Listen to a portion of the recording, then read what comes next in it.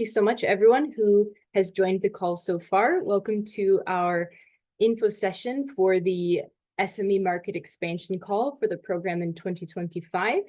We have about an hour booked today. The idea is to present about 30 minutes, and then we will have plenty of time at the end to answer your questions. So we'll just get right into it. I wanted to let everyone know we are recording the session. So this will be made available later online on the call website. So the plan for today is listed here on the agenda. So the first topic we have is a quick introduction. So we have our Agile Innovation Manager here, who will give just an introduction to the call and kind of kick us off today. After that, we will go into some of the basics, the call overview, what is the criteria for people who can apply, the timelines, types of projects we're looking for. I will also go over the call scope. So we have 5 specific topics for this call this year. And then after that, I'll hand it over to my colleague from the project management office to talk about where you can apply and how you can apply. So we'll have kind of a tutorial of how to use our new platform, the NetSuite.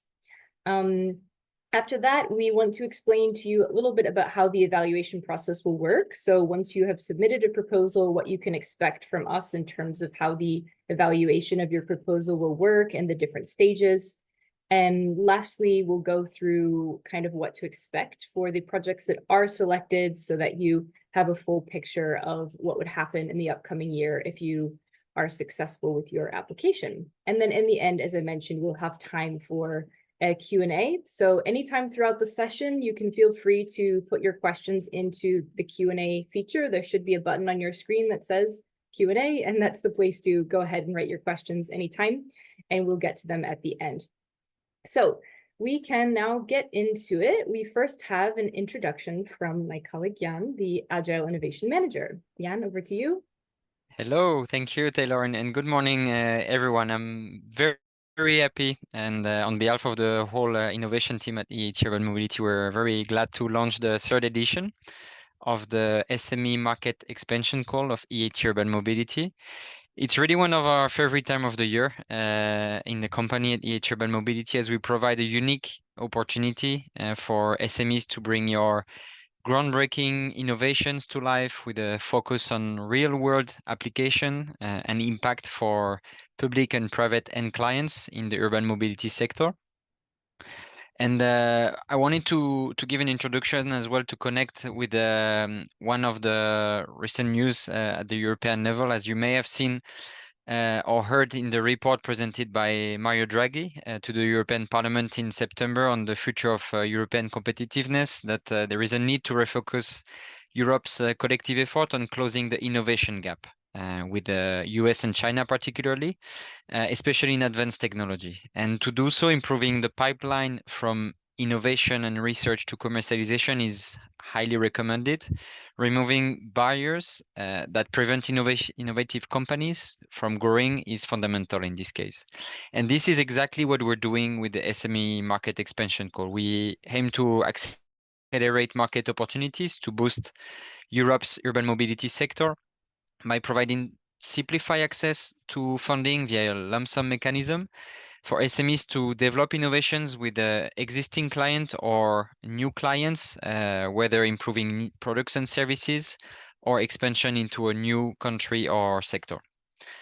So in line with that, you will see that the call emphasizes business growth and the scaling up and replication of successful innovations across new markets, which makes it an ideal platform for SMEs aiming to expand their footprint in Europe by creating new entities abroad. So the quality of the project that we received over the past 2 editions was incredibly high, and we're very happy to see that. The commercial focus of the application, the talent of the teams working on the projects and the innovation we have been working with at EIT Urban Mobility is absolutely fantastic. And there is no doubt we will see the same level of quality this year. And to conclude as well, to have an easy, lightweight program as the SME Market Expansion Call helps SMEs to grow and drive the much needed transformation for the urban mobility sector, removing barriers as I was talking about earlier. So now you're in very good hands with Taylor and Isabel. We'll introduce you to the call and next steps, and any question we'll be here to answer them later at the end of the presentation. And thank you very much for giving me time for the introduction, Taylor, and I give it back to you. Great. Thank you so much for setting the stage for our presentation and giving some context around this call. So now we will move into some of the basics about this year's call. So the call overview. This is the third time we've had this call. You may remember 2 years ago, we had something called the small call that was renamed last year to the SME Market Expansion Call, and now we're in the third edition of this type of call. So since the beginning, the focus of this call has been really to work with SMEs to provide key solutions to different stakeholders in the urban mobility sector. So this is looking at both public and private types of possible clients for SMEs. We've had in the past, for example, energy companies, logistic companies, of course, city authorities, public transit operators, municipalities. So we are looking for SMEs that work with a range of different types of clients and products for different types of stakeholders in the urban mobility sector. And we are looking for 2 different types of projects. So SMEs that have a new product or a service that is going to be offered to one of their existing clients, or we are looking for SMEs that are looking to significantly improve a product or service that they already have, that they're planning to expand into a new sector or into a new geographical area.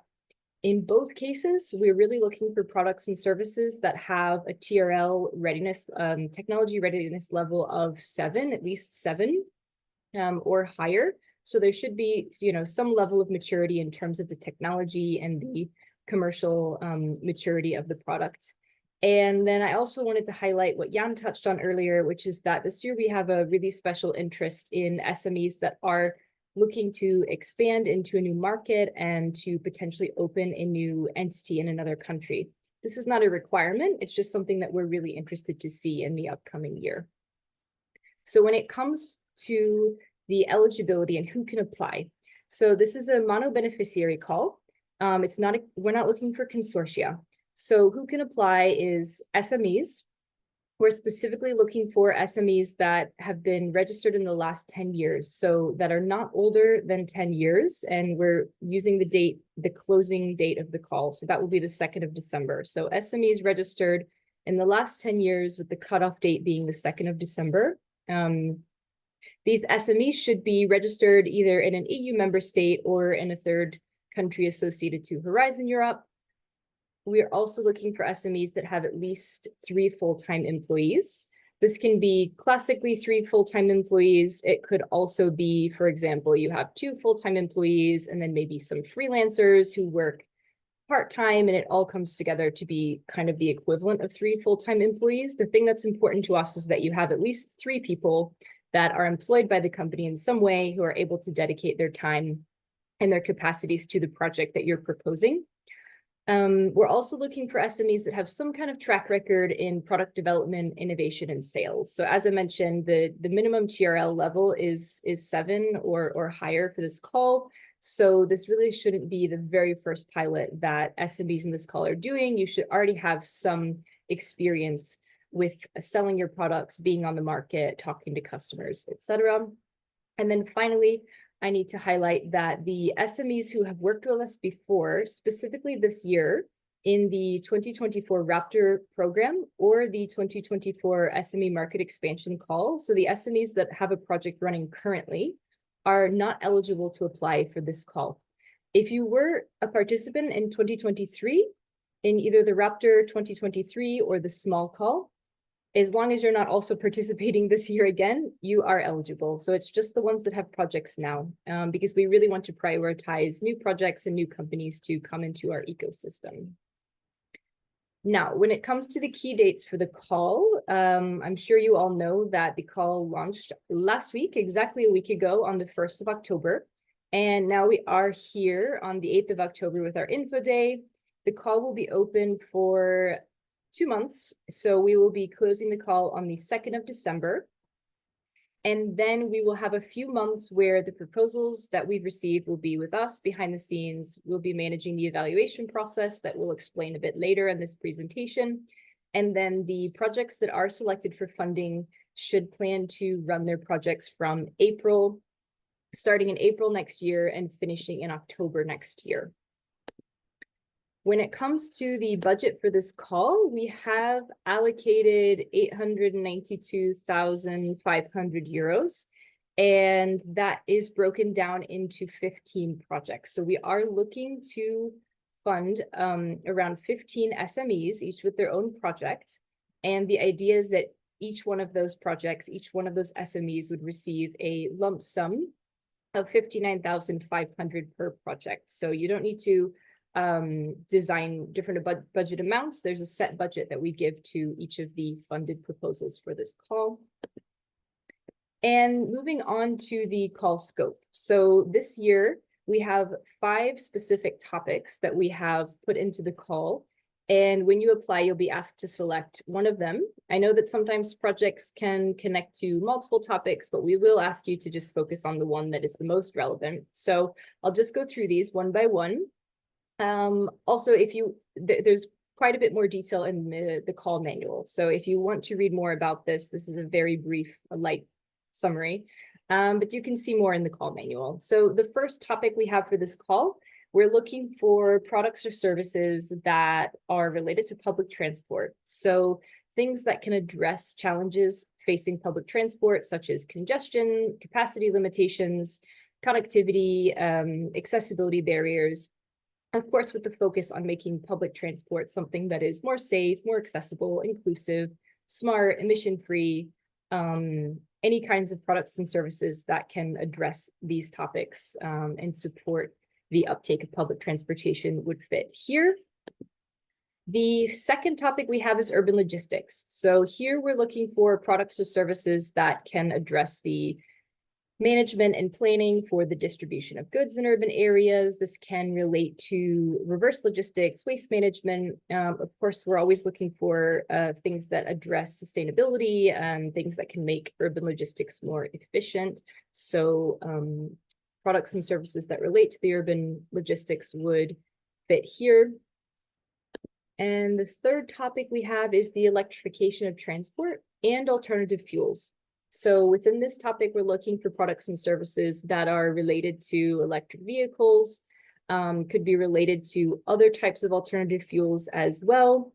And the idea here is to make sure that products and services are closely linked to the key stakeholders in the energy market. And this could be related to infrastructure innovation, also new business models. There could be a possible link here, of course, to digital technologies, including artificial intelligence. So that's the third topic for this call. The fourth topic is mobility data management. So here we're looking for products and services that can address things such as real-time mobility data integration, just data management in general related to the mobility sector. This could be related to predictive analytics, solutions that are able to make transport systems more resilient, also data solutions that can help inform decision makers to make more data-driven policies and data-driven decisions. And the last topic we have is health and mobility. This is the fifth topic. Here we're looking for products and services that are related to, for example, air and noise pollution. So maybe focusing on controlling, reducing, tracking emissions and pollution that's in the air, or also from the noise in urban areas related to the transport sector. This health mobility topic can also connect to products and services that are related to cycling, the management of bike services, predictive maintenance schemes, battery swapping, also data analytics and fleet operation that's related to active mobility, especially cycling. So there's a few different topics that fit here under the health and mobility category. These are the 5 topics we have for this call.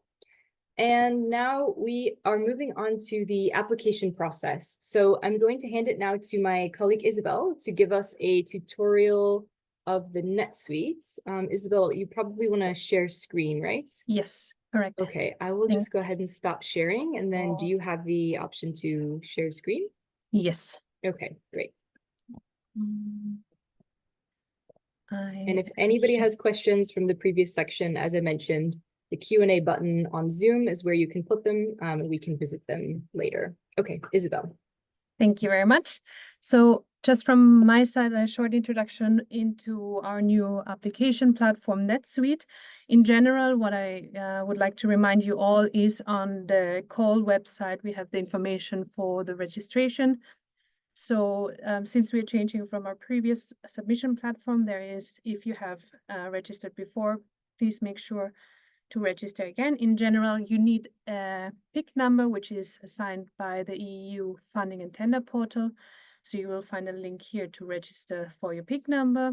In case you have had a Plaza account before, you can send an email to our service desk and they will establish the login for NetSuite. Otherwise, on this side, you will also find the partner information form that you have to fill out, and then you will have access to our new submission platform. Coming to the submission platform, after you log in, you will see this part, and you have to go to menu, call for proposals, open calls. And then you will see the SME Market Expansion Call, and you click on the apply button. After you click on the apply button, you will see already the first form with the different things to fill out. Here you will see the different tabs, partner information, project scope, work plan, etc. And in general, what we advise you is to save as a draft a lot. As I said, it's a new tool, and we are obviously working on improving it. Yeah, coming to the main information, you will first have to select which topic you're applying for. So this is what Taylor just presented. You will say which topic is most relevant for your project, for example, electrification of transport and alternative fuels. You will have to assign a project title, an acronym. The dates are already preset because all the projects are supposed to run from 1st of April until end of October of next year. The total budget will be filled out automatically at the end after you finalize all the application form. You will have to provide a short executive summary. And then you will also have to assign list of keywords related to the project. So these are similar to our previous system. It's the same, and hopefully it's just a bit more intuitive of how to do it. So you type in a word, and with enter, it will be added. As I said, we always recommend to save as draft, especially if you swap between the different tabs. Under partner information, after you save as a draft for the first time, you will have a ID number assigned. In case you encounter any issues, you can reach out to the service desk and indicate this number so we can help you more quickly with any issue. The partner information is automatically filled out by the information of your organization, so nothing has to be filled out here. In case you have a second person who wants to work on this application form, you can register them as well on NetSuite with your company, and then you can add them by adding the email address of the co-editor.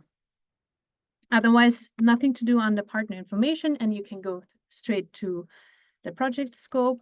So here are the questions that you have to respond to provide what the project is about. First, there will be a drop down where you can say if you're planning to develop a new product service for an existing client, or if you want to significantly improve an existing product or service for expansion into a geographic region or sector. So you can select it, and then you have the different questions where you have to indicate, for example, the strategic objectives of the project, how it fits into the call topics. There are different sections such as excellence, impact, and implementation. And Taylor will be introducing this later on, but this is tied to our evaluation criteria.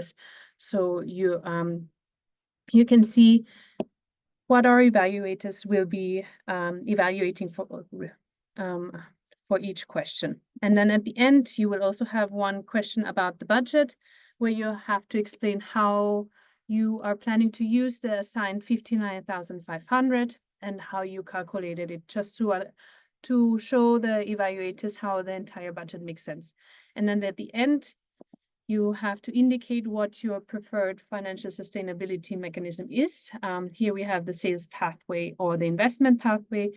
And for this, we will give you more information a bit later on, or we also have the financial sustainability guidelines.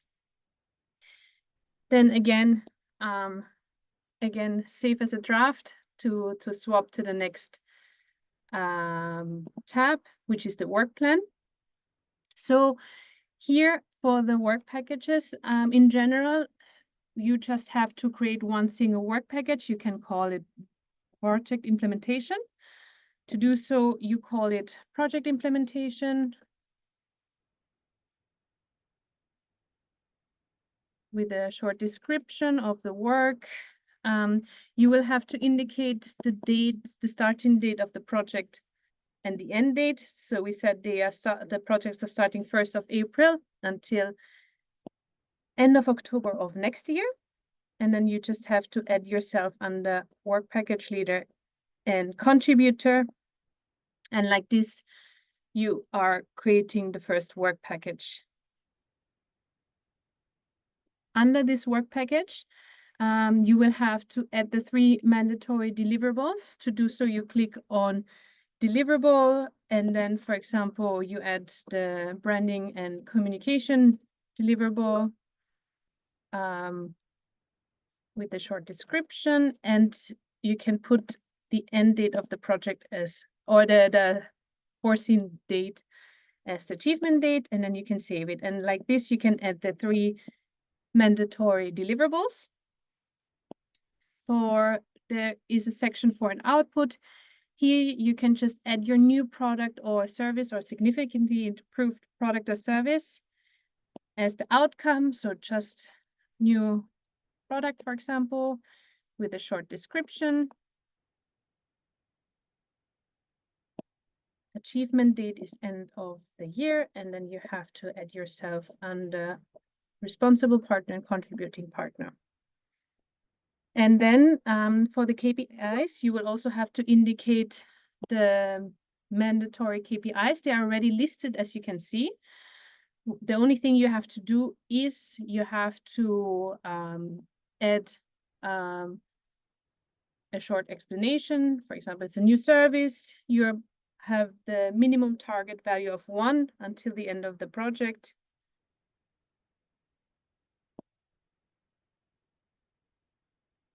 And this you will have to do for both of the KPIs. And in case if you plan to also have a new startup created during the project duration, you can also add this KPI by selecting it in a list with the 4.4. Unfortunately, it's not yet automatically selected, but you can add it like this with the new target value at the end of the project as well.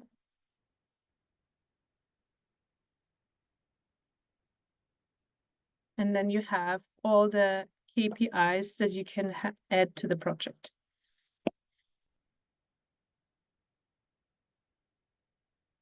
So for the last 2 steps, which is the supporting documents, so as a supporting document, you will have to upload the letter of intent from an end client signed as a PDF. So you can do this by clicking on this button and then upload it directly to your application. And then the budget, as I mentioned, is automatically pre-filled. So nothing to do here.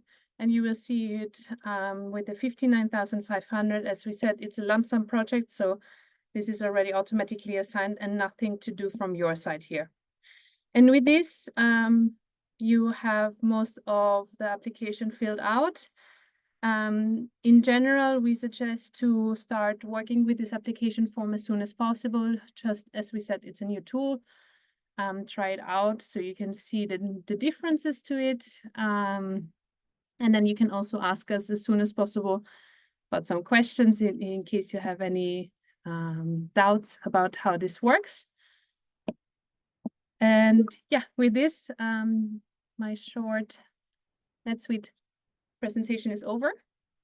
And then we can go back to the presentation. Thank you. Yeah, so just regarding the letter of support from the end client that I mentioned that you have to upload as a supporting document, we have the template available on the call webpage. So you can find it there, and you will see which information you will have to update with your own information or the information of the end client. And it needs to be signed by both you and the end client before uploading. Great, thank you. Okay, so I will take it over now to talk a little bit about the evaluation process. We will go back to Isabel before the end of the presentation so that we can hear a bit more about the KPIs and the deliverables that were mentioned as a part of the NetSuite application. But first, we want to explain to you what happens once you have submitted your application on the NetSuite. So, as you know, the deadline is the 2nd of December. And after that, we get into our evaluation process. This involves a few different stages. So first of all of the proposals that we receive have to, in order to go on to be evaluated, they have to pass the eligibility and admissibility check. So this is the information you will find directly in the call.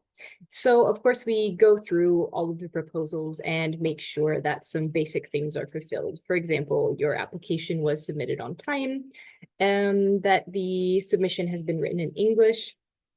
All of the mandatory sections have been filled out, and other things about the eligibility of your organization to make sure that you've filled in some of the forms on the NetSuite. You can see everything kind of listed here. And if you have any questions about this, you can get in touch with us. But that's the first stage. So most all proposals, they manage to pass the eligibility and admissibility check, and then they will move on to the actual evaluation.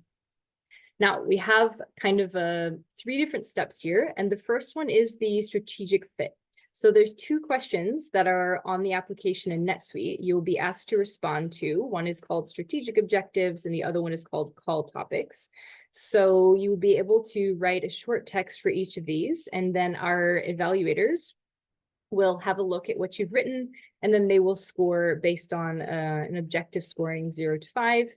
And this stage is quite important because it's a threshold. So the proposals that move on to the full evaluation need to have a 3 or higher in both the strategic objectives and the call topic. So this is just to make sure that the proposals that we receive are aligned with the call topics and that they're aligned with our objectives. So as long as your proposal matches one of the call topics that I presented earlier, and you make an effort to show that you have linked up to the strategic objectives linked in the call, the evaluators can see this. And as long as you get a 3 or higher on both of those sections, it moves on to the full evaluation. And the first stage of that is what we call the quality evaluation. So I know there's a lot of text here. This is directly from the call manual. It's just to highlight to you that indeed the sections that Isabel showed in the NetSuite, they link directly to this evaluation criteria. So every answer that you write is linked to one of these criteria. So you can see the blue kind of topics: excellence, impact, and implementation. And then within each of those broader categories, there are the subcategories like, first of all, product or service, of course, describe your product or service. And then the next question under excellence is, for example, need and relevance. So why is this relevant to the end client that you're proposing to work with? What needs do they have that you're able to fill? These kinds of things. So it's a lot of quite kind of common sense questions we're asking about objectives, expected impact. We also have some questions about your project team. That's where you can identify the at least 3 key staff members who will work on the project. We also have a section where you'll be asked to describe your budget. it is a lump sum where the projects that are funded through this, they will receive the 59,500 funding as long as the project is successfully delivered. But we do ask you to kind of break down your budget a bit just to show us, I mean, how do you plan to spend your costs so the evaluators can see that you have thought about what you're going to do with the money if you receive it, and that it's been well calculated. So this is just an overview. You can read more in the call manual. And then what happens after this first quality evaluation stage is that we look at the ranking. So each of these gets a score of 0 out of 0 to 5. And then the total score for your application determines if you will be invited to the next part of the evaluation, which is the panel hearing. So this year we will be inviting the top 30 scoring proposals. So the top 30 scoring SMEs, they will be invited to the panel hearing. This is the final stage of the evaluations. And this is, the setup here is, it will be on Zoom. It's each SME gets a 15-minute slot. Of course, if you make it to the stage, we will send you clear instructions about what to prepare and what to expect. But just so you know, it's a 15-minute slot, and there will be some evaluators there live in the panel who will listen to your presentation and who will also ask questions. And then based on that, again, we have a scoring system, which you can see listed here. There are 4 criteria that they will score the 30 proposals on. And then based on that, we will be able to determine the 15 highest scoring proposals are the ones that would be selected for moving ahead in the process. So that's how the evaluations will work and what you can expect from us behind the scenes, basically from call closing through January and February, which would take us to March. So that brings us to just giving kind of an overview of what to expect. So if your project is selected for funding, this is the timeline we're looking at. In March, there would be some kind of kickoff meeting we would have together online. There will be some administration we have to go through that Isabel and I will explain in a moment. And then the timeline is that your project would run from April to October. So we just want to give you a heads up of what to expect. Now, in that month of March, the kind of administrative side we're talking about is a bit of onboarding, just making sure everything looks good in order for you to start your project. And then we have this commercial or equity agreement that I will just mention in a moment. And I saw there was a question in the chat actually about the lump sum funding. So just to go ahead and already answer this, it's a common question. The funding disbursement for this call is 50-50. So once we get through all of the administrative checks and kick off the projects, we disperse the first half of the grant at the beginning, and the other half of the grant is held until the end of the project.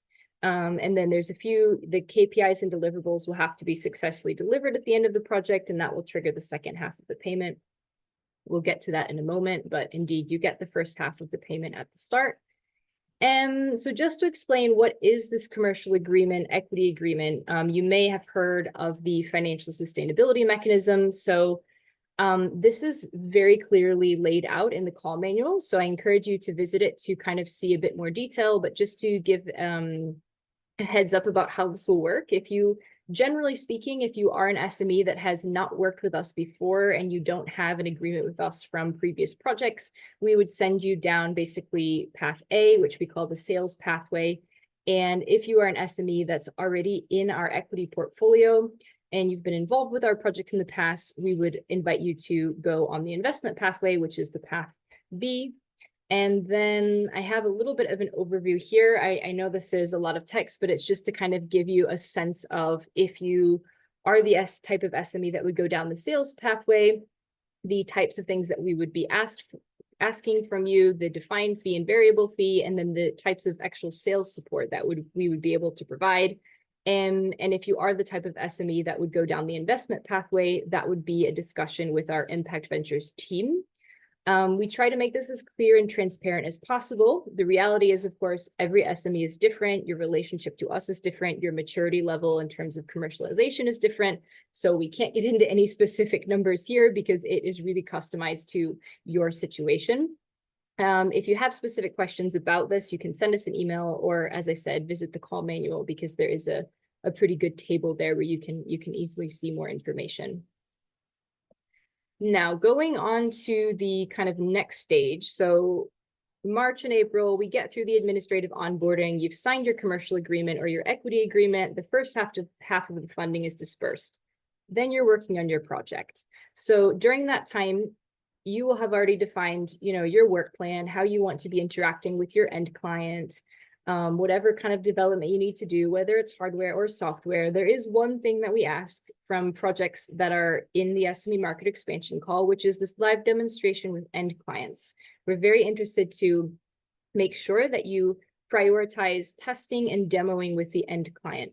So what this could look like really depends on your solution.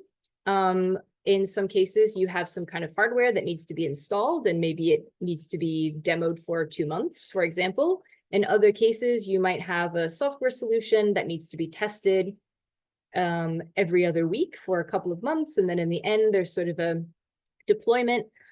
So we don't have a set sort of recommendation for this. It's just to really encourage you to think about the best way to test with the end client and demo so that they can get a really good sense of what your product is and how it can work for them, and to really be able to show off what you have to offer, and also get that really valuable feedback from your end client about how to customize and what their priorities are and things like that. So there is a question in the application that will kind of ask you specifically about this as well. So that's another reason for us to highlight what we mean by this live demonstration. And then moving on to the end of the project, just to give you a heads up of what to expect in terms of things you'll need to submit at the end. There are the deliverables and the KPIs that Isabel mentioned earlier. So we just want to make sure that you have a sense of what those will be, because the second half of your funding is dependent on the successful delivery of those deliverables and KPIs. So I will hand it back to Isabel now to go through these, just to give you an overview one by one. Thank you, Taylor. So just coming through to the 3 deliverables. So as I mentioned, it will be added directly to NetSuite, so you will have the dates and deadlines there. The first deliverable is the commercial agreement, which is due at the beginning, and tied to this, it's also the first payment of the first half of the grant. So in general, the process for this is there will be an initial discussion where someone who has a decision-making power, so a C-level person from your organization, attends, and then we, together with the team from our side, either we are from the equity side or from the commercial side, to discuss how the financial sustainability contribution mechanism works. So we will be sharing some information, how is the pricing policy or the sales forecast, and you will also receive a template for the commercial agreement. This will happen online. So here it's just the first initial discussion to understand expectations and requirements. Then there will be follow-up discussions where you agree on the final terms of the contract. Again, this will be also done online. And then at the end, there will be the electronic signature, and you will have to upload this document to NetSuite. Coming to the second deliverable, this is due at the end of the project. And here we will be asking you to upload evidence that you have implemented the branding and communication requirements according to our brand book and communication guidelines document. So both of it will be shared well in advance, but it just shows, for example, if you have a application, that the application somehow shows that it was funded with EIT Urban Mobility funds. So you will, like as in our background with this EIT logo and co-funding statement, so this should be visible, for example. You will share a short document that shows that you have implemented it correctly, and then that's enough for this deliverable. And then the third deliverable is the confirmation letter from the end client. So here we will be sharing with you a template that will confirm that that the objectives were achieved, that the work plan has been implemented, that the demonstration has been was successfully achieved. So this will be signed by the end client, and yeah, you will have to upload this document to our platform as well. And then coming to the 2 mandatory KPIs. So as I mentioned also, we have the 2 mandatory KPIs, which is the design and tested innovation. So this one, it's a report with information about the product or service. So here we will also be sharing a template that you have to fill out with an overview of the project, with some images, with some key statistics. And then there will also be the KPI for marketing innovation. And for this one, you will have to upload a more like a declaration or that shows like an overview of what innovation has been achieved. There's a template that we'll be also sharing that you can fill out for this. And then you will have to upload the proof that you have at least achieved 10,000 euros of sales by a customer. So here we will ask for an invoice and a bank statement that proves that this invoice has been paid. Okay. And then in addition to that, as we mentioned, there's also the optional KPI for a startup created. So this is optional, not mandatory, but you can edit, as I mentioned in NetSuite, by adding a new KPI. And in case you have this, the supporting evidence that you have to upload is that you, for example, first you have the registration certificate of the new startup. You will have to fill out the declaration that the startup was created with the link to this project. In addition to that, we would also ask the proof of sale. So you have made a sale of 10,000 euros. So you have to upload an invoice and, for example, a bank statement that proves that this invoice was paid. And there's also an alternative in case you don't have the 10,000 K, which would be you have documented proof that at least 200,000 euros has been raised in private investments in the startup equity. Okay. And yeah, with this, I hand back to Taylor. Great, thank you, Isabel. So this is our final slide before we open to questions. It's just to let you know that with this call, we are very keen to welcome new SMEs into our ecosystem. So if you are not already a member of EIT Urban Mobility, or you are not in our equity portfolio, we do ask that new SMEs join our community for at least the period that they are a part, that they are running the project. So we offer a reduced annual fee, which you can see here, 2,500. And the idea is that you would be able to take advantage of quite a range of benefits in terms of connecting with people in our broad urban mobility ecosystem and participating in events such as the Tomorrow Mobility World Congress, which we have this year actually coming up in about 1 month. But again, will be next year in about a year's time, and other opportunities to potentially be involved in consortia and other types of projects. So this is a really nice opportunity for the SMEs in this program, and it's just to let you know that that is a part of the experience. And if you have any other questions that come up in the meantime, even if you want to have a quick call with us to clarify some questions, please reach out to us via email. We are very happy to respond and support you in your application process. So thank you very much, Isabel and Jan, for supporting on this info session. Thank you, everyone. Have a very nice rest of the day.